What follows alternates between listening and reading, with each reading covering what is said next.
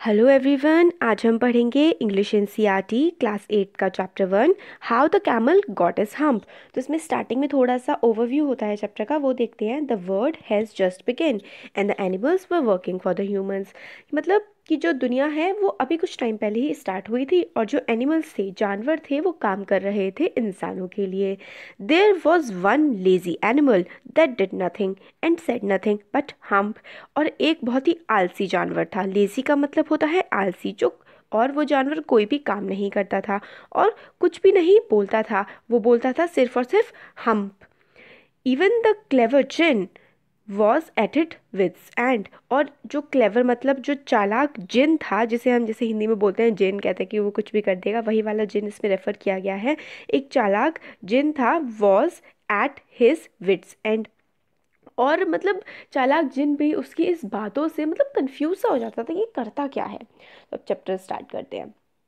In the beginning, when the world was new and the animals were just beginning to work for man, there was a camel and he lived in the middle of the howling desert because he did not want to work. जब मतलब जो word है वो start ही हुआ था और जो animals हैं उन्होंने बस काम करना ही स्टार्ट किया था इंसानों के लिए, तो वहाँ पे एक कैमल, एक ऊँट था। और वो जो मतलब एक डेजर्ट के बीच में रहता था, एक हाउलिंग डेजर्ट के बीच में। हाउलिंग का मतलब होता है गरजना, मतलब जैसे कि जो जैसे बादल गरजते हैं ना, जो बहुत ही ज़्यादा तेज़ और अजीब सी भूतिया टाइप की आवाज़ करते हैं, तो इसी टाइप की हाउलिंग डेजर्ट में वो कैमल रहता था और कुछ भी काम नहीं करता था। He ate sticks and thorns and prickles and when anyone anybody spoke to him he said hum, just hum and no more। और वो जो था कैमल, वो पूरे दिन स्टिक्स, लकड़ियाँ खाता था, थॉर्न, कांटे खाता था और प्रिकल्स खाता था। प्रिकल्स होते हैं sharp points in plants and animals. कुछ शार्प पॉइंटेड सी थिंग होती हैं जो प्लांट्स में होती है और एनिमल्स में होती है, तो वो खाता था कैमल प्लांट्स की। और वो किसी से कुछ ज़्यादा बात नहीं करता था और जब कोई उससे बात करने आता था तो बस वो क्या कहता था, हम, इसी टाइप का कुछ बोल देता था और कुछ और बात नहीं करता था। फिर प्रेजेंटली एक बार क्या हुआ, एक हॉर्स आया एक मंडे की मॉर्निंग को अपनी सैडल बैग के साथ और कहा, सेडल का मतलब होता है जैसे कि कोई बैठने के लिए कोई जगह बना दी जाती है ना, जैसे हॉर्स पे बैठने के लिए गद्दी सी रखी जाती है, उसको सेडल बोलते हैं। तो एक दिन हॉर्स आया मंडे की मॉर्निंग में अपनी सेडल बैग के साथ और कहा, camel o camel come out and trot like the rest of us. तुम बाहर आ जाओ और हमारे साथ सबके तेज चलना स्टार्ट कर दो। ट्रॉट का मतलब होता है तेज सी चाल, भागने से थोड़ा कम और नॉर्मल चलने से थोड़ा ज़्यादा जो वॉक होती है उसको हम ट्रॉट कहते हैं। तो हॉर्स कैमल के पास आता है कि आओ और हमारे साथ बाकी सारे जानवरों के साथ ट्रॉट करना स्टार्ट करो। फिर कैमल, जो कैमल होता है वो कुछ नहीं बोलता, वो बोलता है हम, said the camel and the horse went away and told the man. और फिर जो कैमल है उस हॉर्स की बात नहीं सुनता है, फिर ये सारी बात जो है हॉर्स जाके, जो मैन होता है वहाँ पे इंसान होता है, उसको बता देता है। फिर क्या होता है, presently the dog came to him with a stick in his mouth and said, camel o camel come and fetch and carry like the rest of us. फिर जब हॉर्स चला जाता है फिर एक डॉग आता है, फिर डॉग कहता है, डॉग के मुंह में क्या होती है, एक लकड़ी होती है, और वो कैमल से कहता है, कैमल ओ कैमल हमारे साथ आओ और चीज़ों को लो और कैरी करो अपने बैग के ऊपर, और जैसे कि हम काम कर रहे हैं इसी तरीके से तुम भी करो। फिर कैमल फिर से वही कहता है, said the camel and the dog went away and told the man. और फिर जो कैमल की बात सुनकर डॉग वहाँ से चला जाता है और मैन को ये बात बताता है।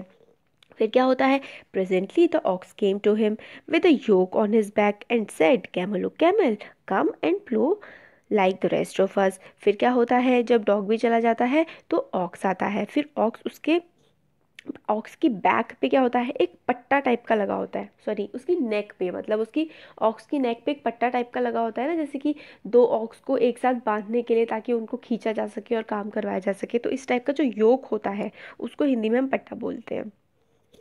तो वो जो ऑक्स होता है वो भी उससे कहता है कैमल से कि आओ हमारे साथ आओ और प्लो करो, जैसे जुताई होती है ना खेतों की, उसको प्लो बोलते हैं। तो आओ हमारे साथ तुम भी प्लो करो जैसे हम सब काम कर रहे हैं।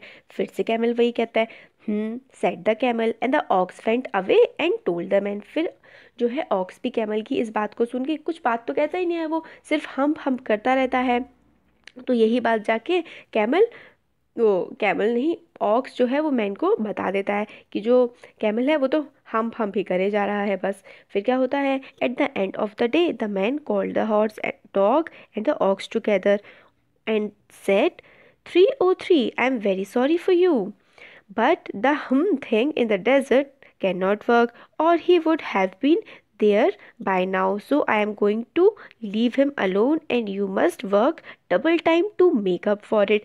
फिर जो मैन होता है वो बाकी तीनों जानवरों को, ऑक्स को, हॉर्स को, डॉग को बुलाता है और कहता है कि ये जो डेजर्ट में, रेगिस्तान में, ये हम जो वाली थिंग है ये कोई काम नहीं करना चाहती है, और अगर इसको करना होता तो ये अभी तक आ जाता, मगर अब वो नहीं कर पा रहा है, तो तुम तीनों को दुगना काम करना पड़ेगा, डबल टाइम तक काम करना पड़ेगा उस काम को पूरा करने के लिए जो वो हम वाली जो चीज़ है वो करती। That made the three very angry, और ये बात सुनकर उन तीनों को बहुत गुस्सा आ जाता है। And they held a panchayat on the edge of desert and the camel came chewing cud and laughed at them.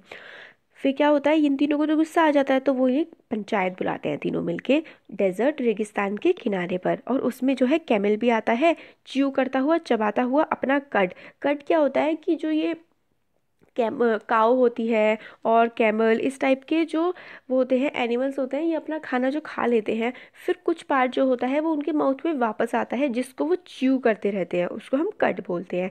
तो वो कैमल जो है वो अपने कट को च्यू करता हुआ आया और हंसता हुआ वहाँ से चला गया, और क्या बोल के गया, हम बोल के गया फिर से। फिर क्या होता है, presently there came along the djinn who was in charge of all desert rolling in a cloud of dust. फिर वहाँ पर क्या होता है, उन एनिमल्स के सामने एक जिन आता है। जिन उस डेजर्ट का इंचार्ज था, सारा उसका रख रखाव किया करता था डेजर्ट का। और वो कैसे आता है, एक rolling cloud of desert, rolling cloud of dust में, मतलब जैसे कि वो दिखाते हैं ना मूवीज़ में, पिक्चर्स में, जैसे इसमें पिक्चर दी हुई है, थोड़ा क्लियर नहीं हो रही है पिक्चर, जैसे पिंक पिंक कलर का जो पीछे है ये डस्ट है, जो जब जिन आता है उसके पीछे इस टाइप की रोलिंग क्लाउड ऑफ डस्ट होती है। अब djinn of all desert said the horse, is it right for anyone to be idle. तो जो जिन होता है उससे हॉर्स कहता है कि क्या ऐसा सही है कि कोई भी खाली रहे। तो जिन बोलता है certainly not. Well said the horse, there's a thing in the middle of your desert with a long neck and long legs, and he hasn't done a stroke of work since Monday morning. He won't trot. फिर horse उसको बताता है जिन को कि बिल्कुल जो desert है, रेगिस्तान है, उसके बीचों बीच एक लंबी सी जो है गर्दन वाला और लंबे पैरों वाला एक जानवर है, वो मतलब बिल्कुल भी कोई काम नहीं करता है, और उसने मंडे से अभी तक कोई भी काम नहीं किया है, और वो तो ट्रॉट भी नहीं करता है, वो तो तेज से चलता भी नहीं है।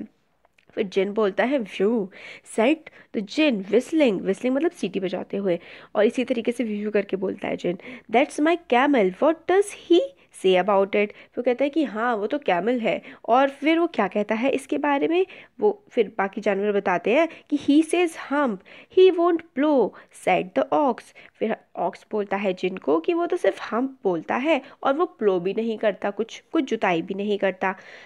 Very said, very good, said the jinn. I will hump him if you will kindly wait a minute.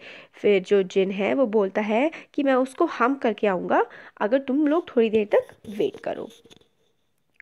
I will hump him का इसमें मतलब बताया गया है, I will deal with him appropriately, I will set him right. इसका मतलब है I will हम मतलब मैं उसके साथ बिल्कुल सही तरीके से बातचीत करूंगा और मैं ठीक कर दूंगा उसे, ऐसा करके जिन बोल के वहाँ से चला जाता है। अब इसका पार्ट 2 है, पार्ट 2 में भी वो एक छोटी सी समरी है, तो उसको हम आगे चैप्टर में भी पूरा अच्छे से देख लेते हैं। जिन rolled himself up in the dust cloak and took a walk across the desert. फिर जिन जो क्या करता है खुद को, मतलब वही डस्ट के जो बादल सा होता है, क्लॉक का मतलब होता है झुंड टाइप का होता है, उसमें खुद को गायब सा कर लेता है और वॉक करता है डेजर्ट में, और जो कैमल है उसको वो फिर फाउंड कर लेता है, उसको ढूंढ लेता है। And found the camel looking at his own reflection in a pool of water. और जब जिन को कैमल मिलता है तो जो कैमल होता है वो अपनी परछाई देख रहा होता है पूल के पानी में। रिफ्लेक्शन का मतलब होता है परछाई। फिर वो बोलता है my friend said the djinn, djinn कहता है oh my friend What's this I hear of your doing no work? फिर जिन कैमल को बोलता है कि ये मैं क्या सुन रहा हूँ कि तुम जो है कोई काम नहीं करते हो. जिन sat down with his chin in his hand while the camel looked at his own reflection in the pool of water. फिर जो जिन है वो बैठ जाता है और अपना हाथ जो है वो अपनी चिन, मतलब ये जो हमारे फेस के नीचे वाला पार्ट होता है ना, जिसे हिंदी में थोड़ी बोलते हैं, वो अपनी चिन पे हाथ रख के बैठ जाता है और कैमल को देख रहा होता है कि जो कैमल है वो अपनी रिफ्लेक्शन को बस देखे जा रहा है, अपनी परछाई को पूल में देखे जा रहा है. You have given the 3 extra work ever since Monday morning on all account of your idleness said the djinn. फिर वो कैमल को बताता है जिन कि तुम्हारी ये जो कुछ काम ना करने की वजह से बाकी जो 3 जानवर हैं उनको एक्स्ट्रा काम करना पड़ रहा है.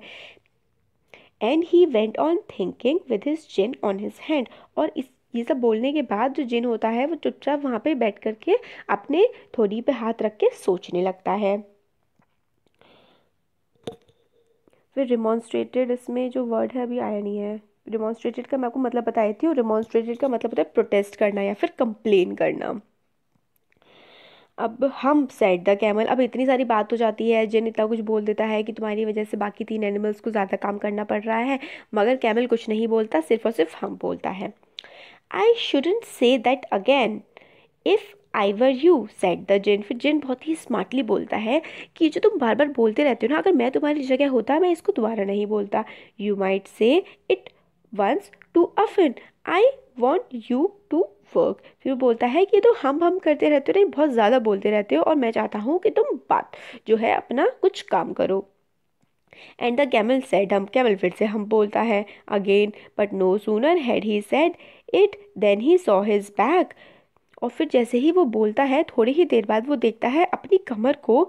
He was so proud of puffing up into a great hump. और फिर देखता है कि वो अपने आप को जो है पूल में देख रहा होता है. देखते देखते वो देखता है कि उसकी जो कमर है उसके ऊपर एक बहुत ही बड़ा सा मतलब पल्प सा उग गया है, पफ हो गया है, मोटी सी उसकी जो है जो गर्दन है वो मोटी हुए जा रही है, मोटी हुए जा रही है और एक बड़ा सा हम्प बन गया है.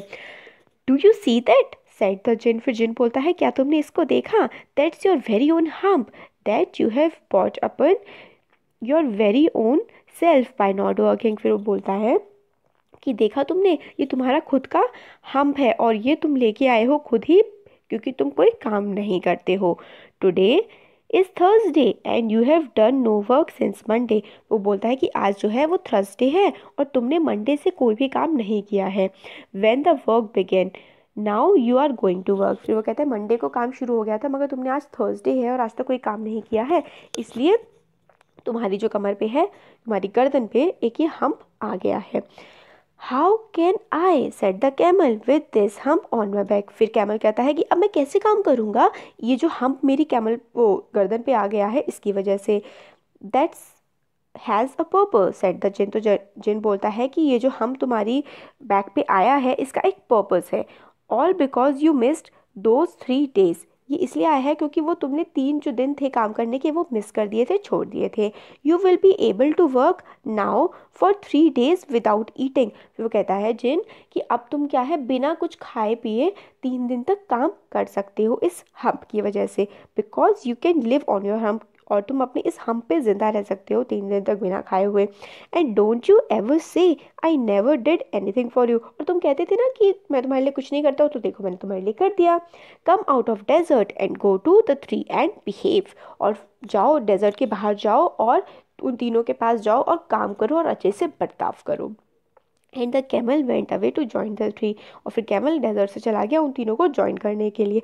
And from that day to this day camel always wear a hump. और फिर उसी दिन से आज तक के दिन तक कैमल की कमर पे हमेशा एक वो हम्प है वो रहता है, और हम उसको आज हम्प बोलते हैं. हम्प खींच के नहीं बोलते हैं कि ताकि कैमल की जो फीलिंग्स है वो हर्ट ना हो.